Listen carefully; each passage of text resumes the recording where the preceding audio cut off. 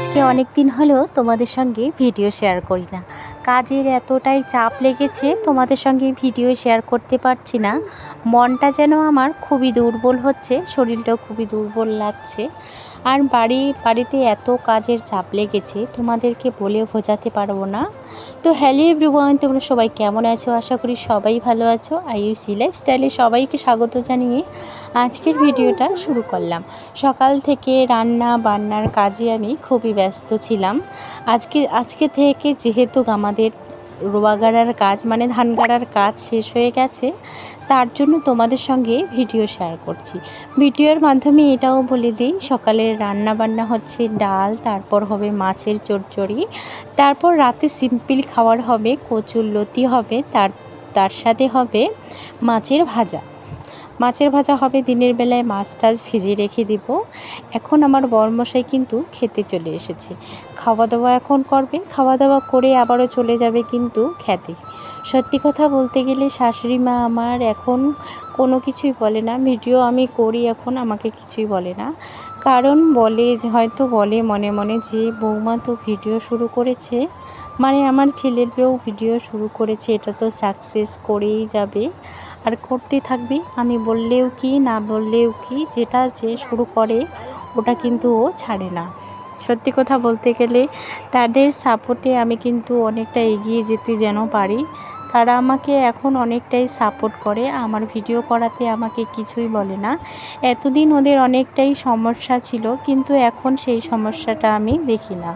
তো সকাল সকাল কিন্তু ভাতটা রান্না করছি। এখন গ্যাসে আমি রান্না করব সবজিটা। আজকে আমি উনুনেই রান্না করব সবজিটাও। সত্যি কথা বলতে গেলে উনুনে যখন রান্না করি তখন ভালো লাগে, যখন যেই সময় যেখানে রান্না করা হয় সেইখানে ভালো লাগে। যখন আমি উনুনে বসে বসে রান্না করি তখন আমার খুবই ভালো লাগে রান্না করতে। ওই ঘরে গিয়ে আমাকে সব কিছুই আনতে হয়। আমাদের ছোট ঘরে গিয়ে, মানে যেখানে আমরা গ্যাসে রান্না করি ওখানে তো সব কিছুই থাকে, মশলাপাতি সব কিছুই কিন্তু ওইখানে থাকে। যেহেতু তার জন্য কিন্তু ওই কাজটা করতে আমার হিমশিম লেগে যায়। আর গ্যাসে রান্না করলে সব কিছু হাতের সামনে থাকে। আর উনুনের রান্নার মতো কিন্তু গ্যাসের রান্নাটা থাকে না। যতদিন তুমি উনুনে রান্না করবা তখন তোমাকে আর কি ভালোই লাগবে।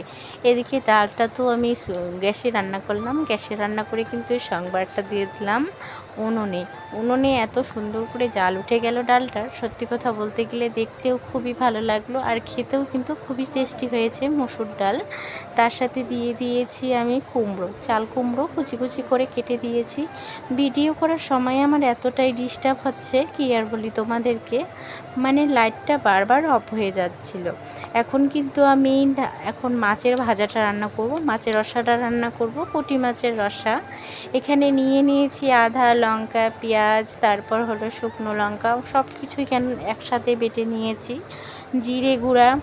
জিরেটাও আমি বেটে নিয়েছি। এখন দিয়ে দেবো হলুদ গুঁড়া। হলুদের পরে লবণটা একটু পরে দিলেও হবে, লবণটা পরে দিয়ে দেবো। সত্যি কথা বলতে গেলে পুঁটি মাছের চচ্চড়ি খেতে খুবই ভালো লাগে। আর সবাই বলে যে এই জিনিসটা তুমি করেছো, অবশ্যই খুবই ভালো হয়েছে। আর আমাদের বাড়িতে বেশি সবজি লাগে না, একটু সবজি হলেই কিন্তু হয়ে যায়। এখানে কিন্তু রাতে আমি ভাতটা বসিয়ে দিলাম। সত্যি কথা বলতে গেলে দিনের বেলা স্নান টান করে রাত্রেবেলা কিন্তু এখন ভাত রান্না করার পর্ব। সুন্দর করে সাজিয়ে রাখতে চাই এই আমার ছোটো মোটো রান্নাঘরটাকে, কিন্তু আর হয়ে ওঠে না। আমি একদিন ঠিক আমার রান্নাঘরটা সুন্দর করে সাজিয়ে নেব। আমি তোমাদেরকে এই কথাটা আমার বারবার বলি, কারণ যেই কথাটা আমার পছন্দের হয় সেই কথাটা আমি যেন ছাড়ি না বলতে, বারবার যেন আমার বলতেই ইচ্ছে করে। এখন আমি বাড়িতে যেহেতু একটু ছোটো মোটো কাজে ব্যস্ত ছিলাম, আজকে কিন্তু ঘর বাড়ি সব কিছু কিন্তু মোছামুছি করে নিয়েছি, ফ্রেশড হয়ে গেলাম। রান্নাবান্না যেহেতু আমি সকালেই করে নিয়েছি, তার জন্য সারাদিন কিন্তু আমি মোছামুছির কাজটা আর ঘর পরিষ্কার করার কাজটা করে নিয়েছি। আজকে তোমাদের সঙ্গে শুধু ভাত রান্না করাই শেয়ার করব, ঘর গোছানো তোমাদের সঙ্গে শেয়ার করা হয়নি। যেটা আমার ইম্পর্টেন্ট তোমাদের সঙ্গে শেয়ার করতে লাগতো, সেই জিনিসটাই কেন জানি না আমি আজকে শেয়ারই করলাম না। সকাল থেকে এতই আমার রাগ উঠেছে কি আর বলি। আমার মেয়ে কি করেছে, আমার যেই মোবাইলটা আছে মোবাইলের পিনটা খারাপ করে দিয়েছে, মানে মোবাইলটা বারবার চার্জ দেয়, চার্জ থেকে বের করে। ওরকম করতে করতে কিন্তু মোবাইলটা আমার অলরেডি মানে পিনটা খারাপ হয়ে গেছে। পিনটা কিন্তু ঠিক করার জন্য মোবাইলটা দিয়েছিলাম। এখন অলরেডি যেহেতু ঠিক হয়ে গেছে, তার কারণে ভিডিও শুরু করেছি, তার মধ্যে কাজে সত্যি ব্যস্ত। কথা বলতে গেলে মন কোনো সময় এরকম হয়ে যায়, মনটা খুবই খারাপ লাগে। আর এতদিন ধরে আমার ধান গাড়া নিয়ে কিন্তু অনেক কথা। এদিকে ধান গাড়তে গেলে আমার অবস্থা এতটাই খারাপ হয়ে গেছে, শরীরের কালার তো চেঞ্জ হয়ে গেছে, আর শরীরের হাত পায়ের চামড়াগুলো কেন জানি না উঠে উঠে গেছিলো। মানে এত রৌদ্রতে কাজ করতে করতে শরীরের অবস্থাটাই এমন হয়ে গেছে। দেখি ঘরে এসে দেখি আমার মেয়ে কী করছে, রাত্রেবেলা খেলছি।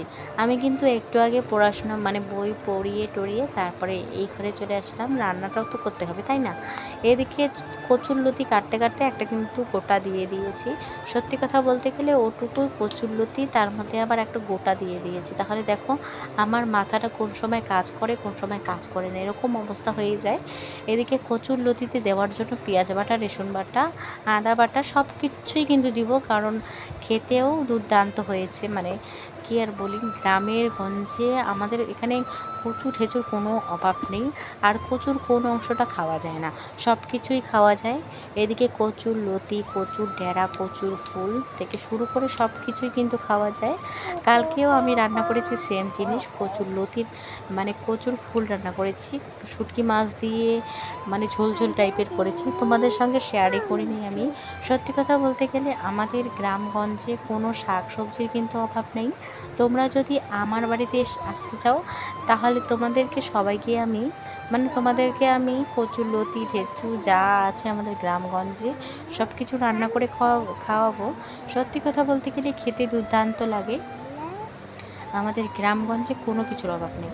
আমরা যতদিন আর কি রোয়াটা গাড়লাম, ধানটা গাড়ছিলাম, তখন কিন্তু আমরা ওইখান থেকে শাক সবজি, কচুরলতি, কচুর ফুল, তারপর কুমড়ো শাক, কুমড়ো নিয়ে এসেছি। এদিকে রান্না করতে করতে রান্না তো প্রায় আমার শেষ হয়ে গেল। যেহেতু আমার ভাত রান্না করা হয়ে গেছে, এখন কিন্তু শাশুড়ি মা বসিয়ে দেবে চা। ওনার নাকি চা খেতে ইচ্ছে করছে, তার জন্য চাটা বসিয়ে দিল। এদিকে আমি আবারও কিন্তু আমার তরকারিটা বসিয়ে দিলাম। আমি এখন কচুরলতিটা বসিয়ে দিলাম। কচুরলতি রান্না করতে করতে এদিকে আমি আমার যা যাবতীয় দরকার, আমার পেঁয়াজ বাটা, রসুন বাটা, আদা বাটা, ওগুলো কিন্তু বেটে নেব। একটু রসুনটা বেশি করে দিতে হবে, লঙ্কাটা বেশি করে দিতে হবে। তোমরা তো জানোই কচুর ব্যাপার। এদিকে যে কোনো কচু রান্না করতে গেলে আর কি ঝালটা বেশি দিতে হয়, নাহলে কিন্তু গলায় ধরে। এই গলায় ধরা জিনিসটা কিন্তু খুবই খারাপ লাগে। এদিকে বেচার সময় যখন তুমি বেচবা আর কি, যখন তুমি কচুটা কাটবা, বেচবা আবার বলি, যখন তোমরা কচুটা কাটবা তখন কিন্তু আবারও ধরবে, হাতটা চুলকাবে, এরকম অবস্থা হয়। কচু খেতে গেলে কিন্তু অনেক কিছু সহ্য করতে হয়, এদিকে চুলকানি সহ্য করতে হয়, পুরো কিন্তু চুলকায় হাত পা। দেখলাম এই যে একটা সাথী দেখলাম না, এই যে একটা সাথী। এই যে চলে এসেছি রাতে হাওয়া খেতে আমাদের চৌপতিতে, এই যে আমাদের এখানে একটা ঠাকুর রয়েছে, এই ঠাকুরটা